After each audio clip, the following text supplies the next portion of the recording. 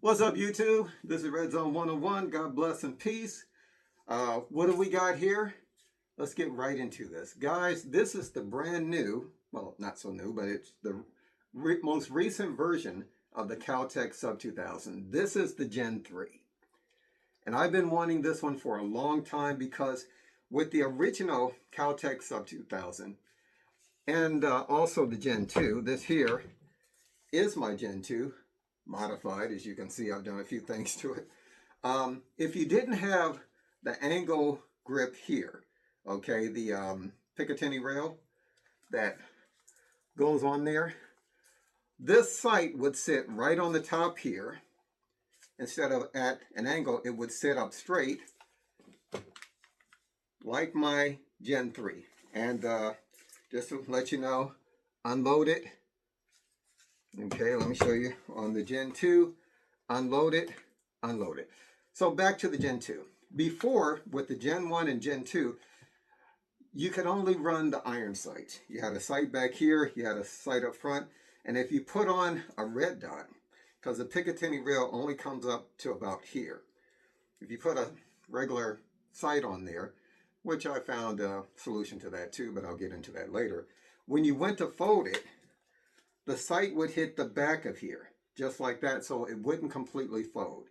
Now, as you see, I've modified mine with an angle Picatinny rail, so when I do go to close it, the sight is out of the way.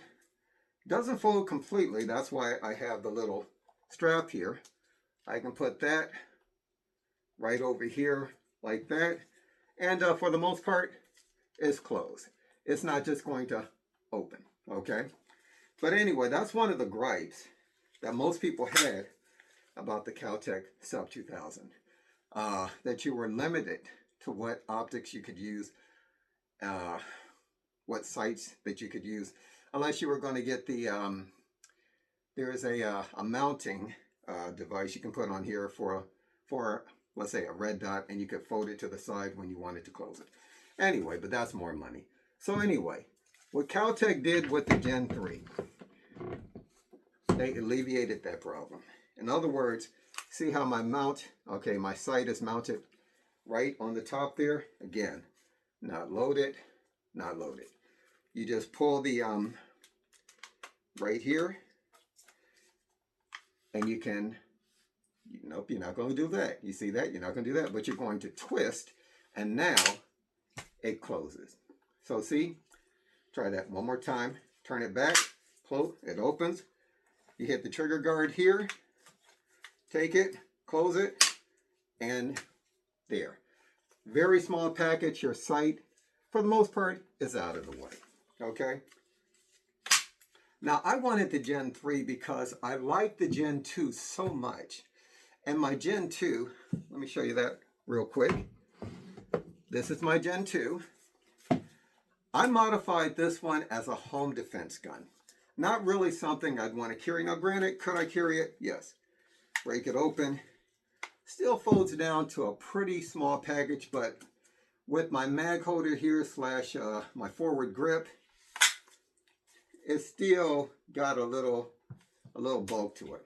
And then I've got my my muzzle brake there. And actually the muzzle brake really does help to reduce, let's try that again, the recoil. It really helps reduce the recoil. Okay, guys, excuse me. All right, so that adds more length on it though. But as you can see, if I put them side by side, you can see the Gen 2 that I've modified is longer. Okay, but I've made this one, I set this one up for home defense. Okay, I've got my my blue dot, not a red dot, not a green dot, but I've got the blue dot, which is kind of the best of both worlds. That's right here. I have my red dot here. I've got an iron sight there. I took off the back sight because I wanted this one, as I said, set up to be kind of something that I wasn't looking to carry. And if I wanted to mount an optic, I made this here so that all I have to do, because the rail on the Gen 2 doesn't go all the way back here. Now, if you look at the Gen 3, the rail goes much further back, almost all the way back to where the rear sight would be. But on the Gen 2, it stops all the way up here. So what I did, I made this, put two rails together, okay, Picatinny rails I bought online on eBay. Made a little kind of a buffer here, I guess you could say. So now, if I put this on my my Gen 2, let's see if I can do this real quick. Okay, there we go. Put that on like that. That's basically the buffer in here is holding this, so there's not a lot of flex. And I thought about putting a buffer here too, but that's something I'm considering. But now, if I wanted to, instead of a red dot, I can put an optic on it. So I can get more accurate shots out further. Let me show you how this is supposed to work. All right, let's see if I can do this real quick. Just bear with me, get this on the Picatinny rail. Here we go. Now I'm just tightening it down for a minute. There. So now I have a sight with magnification for those more precise shots. So again, I wanted to set this one up for home defense. And I did. I've got the, let me see, the Missouri Tactical recoil pad on here. Also have a different buffer like on the inside here, because the buffer in the inside that comes in here is hard plastic. The Missouri Tactical and the M-Carbo one is more kind of like a rubbery, so it absorbs the recoil better. Okay, so I got that on there. M-Carbo sleeve here, so my face isn't against metal here. The metal tube is more like a rubberized material, so it's more comfortable. Got my sleeve on here, personal preference. As I said, I got my muzzle brake. Found this handguard that I've had for some time now. It was supposed to go on a Glock.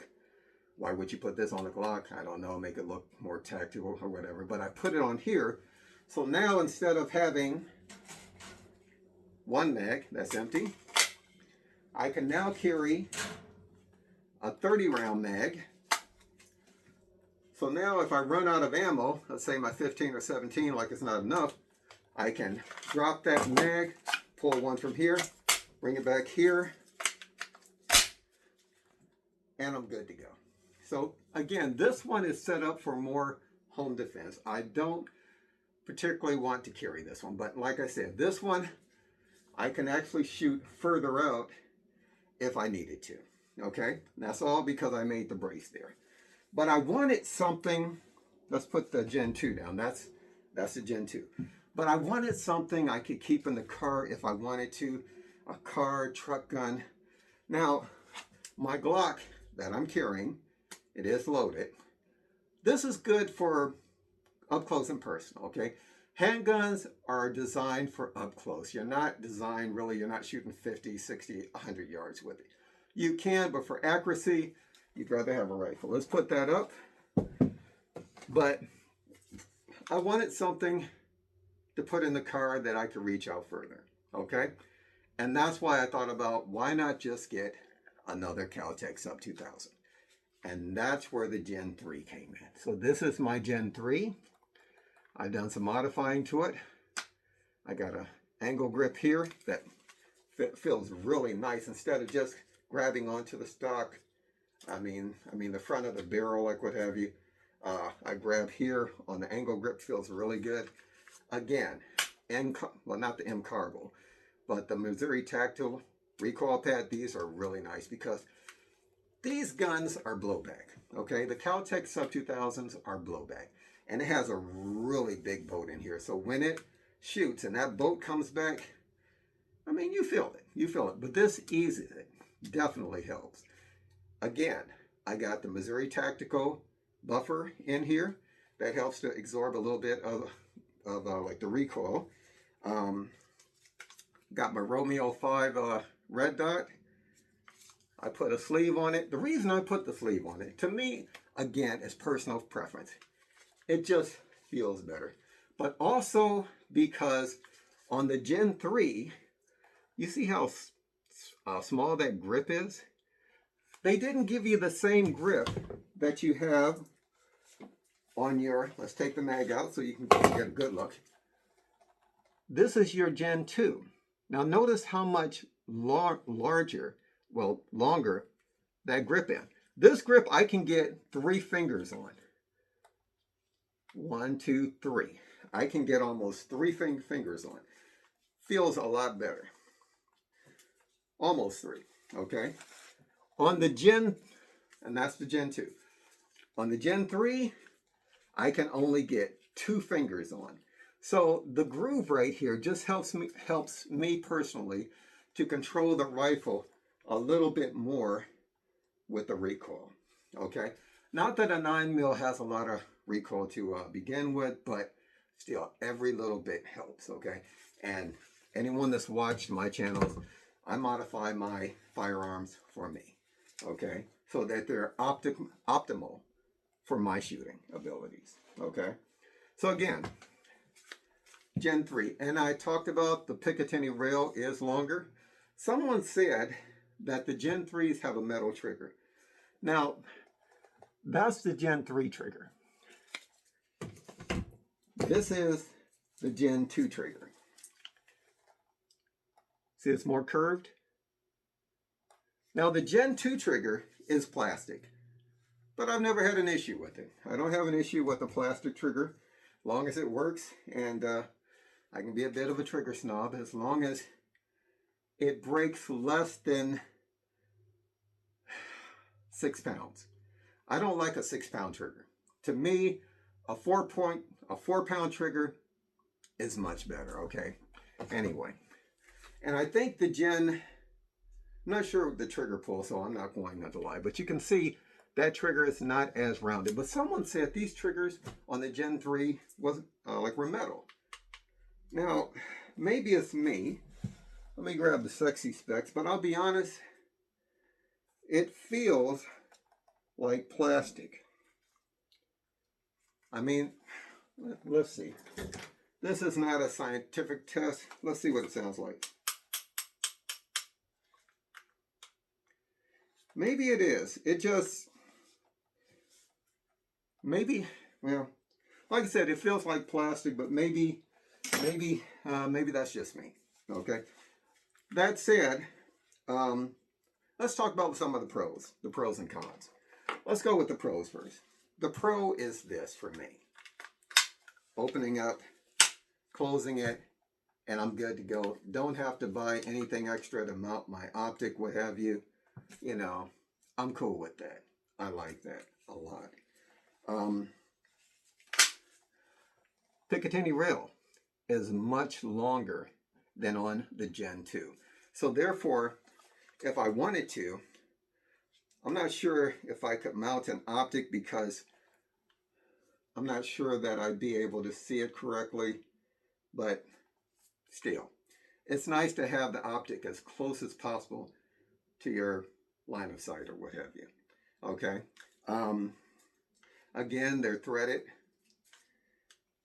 There's not too much of a difference. Oh, the charging boat on the Gen 3 is larger than the charging boat on the Gen 2 or the Gen 1. Now, normally with the Gen 1 and Gen 2, you'd have to actually purchase the heavier boat, but the Gen 3 actually comes with it already installed. Now, on my Gen 2, you might have noticed, I did a little customizing to the boat myself. This is spongy, it's rubbery. So when I'm going to charge it, a lot of people with the smaller charging handle had a problem. It would hurt to go charge it. With this here, it's a lot easier. Okay, I did that myself. And I'm not going to go into everything I did, but I made it to where it's a little thicker, a little more cushion, what have you. Personal preference again. As I said, I modify all of my firearms for me. So then again, the Gen, as far as the Gen 3 though, that's basically The only differences that I can tell you between the Gen 3 and the Gen 2. The biggest change, like I said, the Picatinny rail and the fact that you can actually open it, turn it, twist it to the side, and close it. Okay. Now, one thing I have noticed, and it might be because I added this on here, it's not closing the way that it's supposed to, but I can work around that. Okay. Might have to do the same thing on the Gen 2 that I did with this one, and put a little strap here so when I close it, wrap it around, I'm good to go. Like I said, personal preference. Now let me tell you about some of the cons, okay? And this was one of the biggest cons that almost had me going hot potato. In other words, I might have to let this one go. And that was the same issue I saw some other people having. Actually, I watched a video just recently with the Honest Outlaw. It's an older video, but it was showing he was dealing with kind of the same issue. When you go to open it with the trigger guard, it was sticking. I mean, it wasn't smooth at all. I would go to pull down here, and I'd get about right there, and it would stick. And I'd have to give it a little bit more of a push to open it. I'd have to use more force, okay? Now that had me concerned. Now the Gen 2, smooth as butter. Just smooth as butter. I pull it and it's ready to open. Well, I got the mount on it now, but hold on. You take the mount off for the optic that I made. Okay.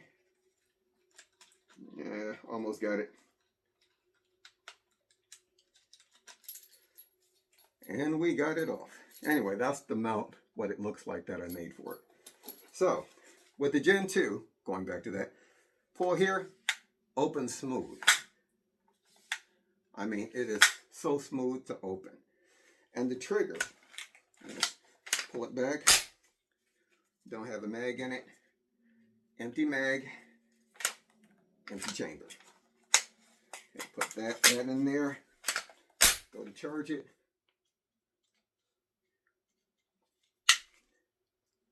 Always take the safety off. Okay. Not a bad trigger, okay? Go charge it. Reset, you can hear. You can actually hear it click, and boom, it's ready to go again. Now, with the Gen 3, it's almost like whoever put these together, put them together way too tight. Because like I said, the trigger guard, when I go to open it, it wasn't as smooth. And it really bothered me. I would get about, let me show you. I'd pull it and get right here, and I'd go to open it, it would not open, okay? So I'd have to put more pressure to open it. It got to a point that I actually thought I could break it here. And that really had me concerned. So what I did, I oiled the crap out of it. I mean, literally. I opened it, and I went into here, and I oiled the crap out of it. The inside here, I even oiled my bolt there. Normally, when I get a new firearm, I take it apart, I clean it, and I lube it, okay, or oil it, okay. So I did that, and for about maybe 10 or 15 minutes, I just opened, closed, open, close, open, close, open, close. And even then, it was still, like I said, it was so tight, it felt like it was too tight where it didn't have enough to open it, okay, enough leeway to open it. So anyway, and the same thing with the trigger. The trigger, when I went to try it the first time, let me get an empty mag, empty firearm, put the trigger in, open it, safety is off. When I went to pull the trigger, as I said, I can be a bit of a trigger snob, okay? But I respect a decent trigger. I would pull it, and it would get to a point, and it seemed like it would just almost where it's so, whoever put the screws in it were so, it was so tight that it would actually start sticking before it would get to that wall and then break. And that had me concerned. So again, and I oiled the heck out of the trigger after that. I'm tapping it now. You see, tapping, pulling, I can feel it. It's a little smoother. I hit that wall a little bit crisper than what it was. And let me see, the reset, you can hear it is real faint, but it's there. Now, I gotta say, after working it for about 15 straight minutes to like a half an hour, letting it sit overnight, it has gotten much smoother. It's still not as smooth as the Gen 2. The Gen 2, push down, it's smooth. There's no binding. You can feel that. But on the Gen 3, definitely not as smooth. But now that I've been using it more, it is better. It is getting better. Okay. But again, not nearly as smooth as the Gen 2. Let's talk about accuracy. Now my Gen 2 here, at the distances that I'm going to shoot it, when I go to the range, I'm anywhere between 50 to 75 feet. Okay, I'm shooting at an indoor range. These are carbine, 9mm carbines, okay?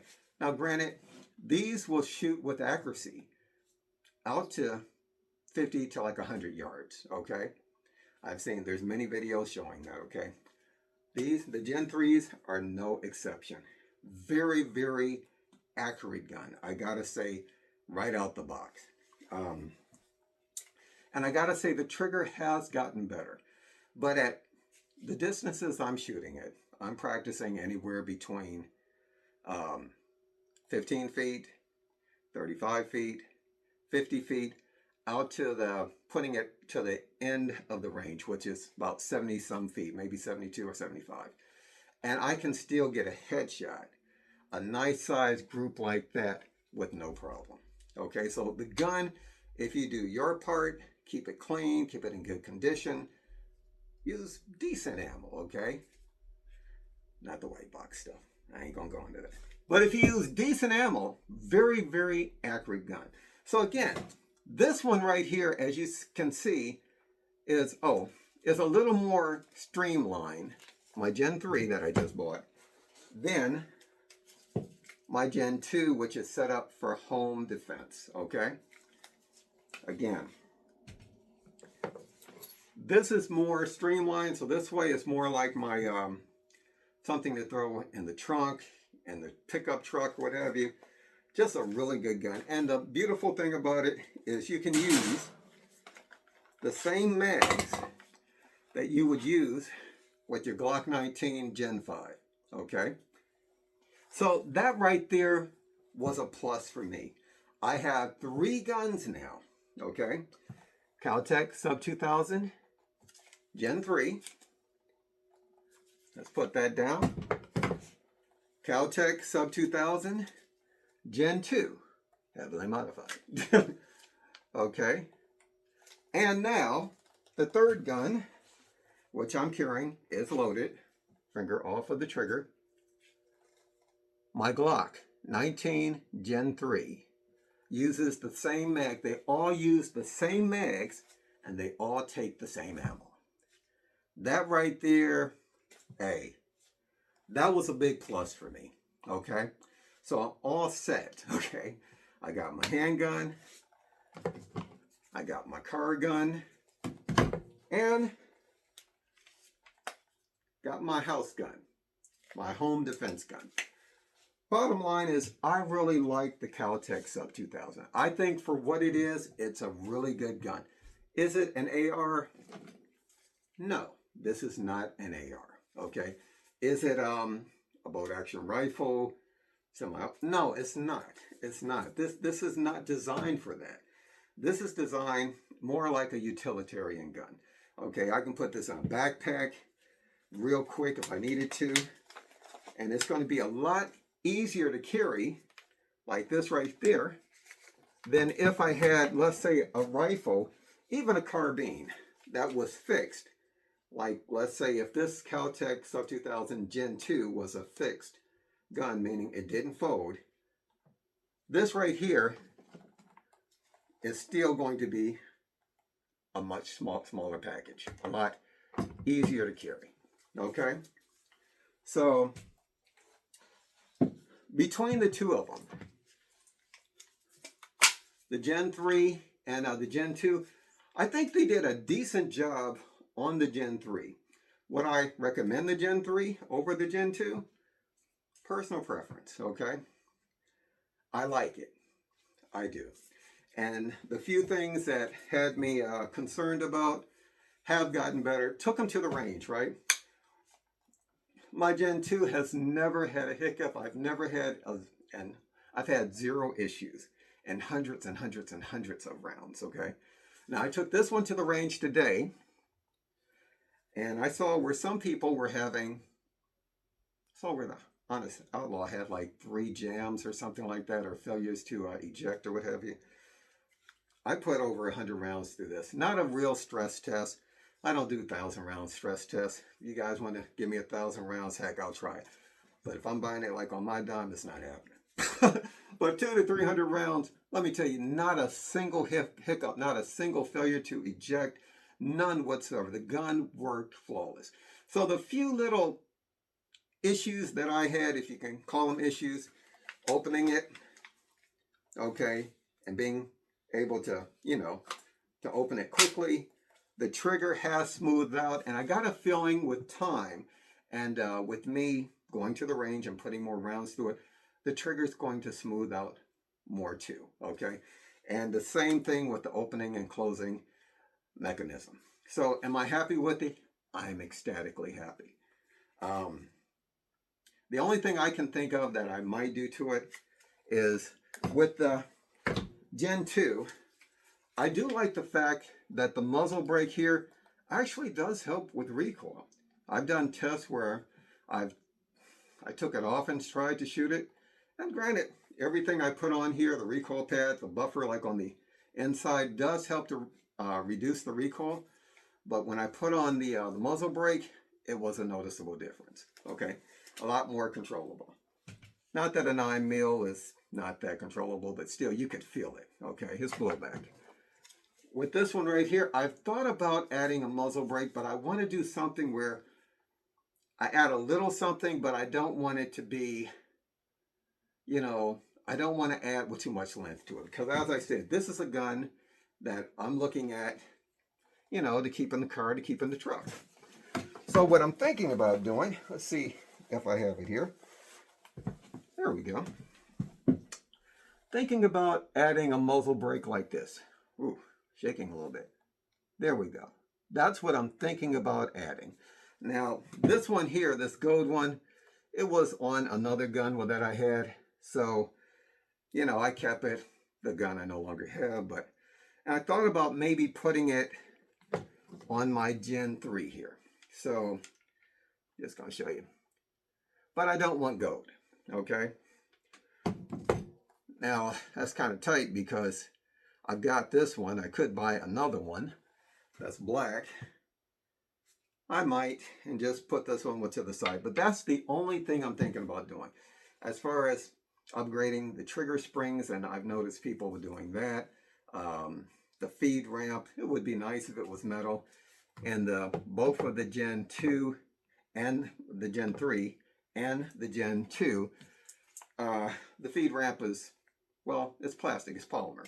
Okay, now, I guess that's not really a deal breaker, because I've seen people that have put hundreds and thousands of rounds through these with the plastic, well, the polymer feed ramps, and no one's had any issues. So, thought about that, but I don't feel like going through the process of taking it apart and doing all that. It's just not, it's not worth it to me. I mean, it works fine the way it is. Anyway, guys, I'm not going to rattle on. That's my review. Love the guns. I really love when you can take a rifle and take the same mags and use the same mags and ammo with the handgun. So if you had to just take two guns, okay, you got your handgun, okay, your 9mm Glock. You got your Keltec sub2000 that takes the Glock mags. Now there are other versions that take Smith & Wesson mags and Beretta mags and what have you, but this one takes Glock.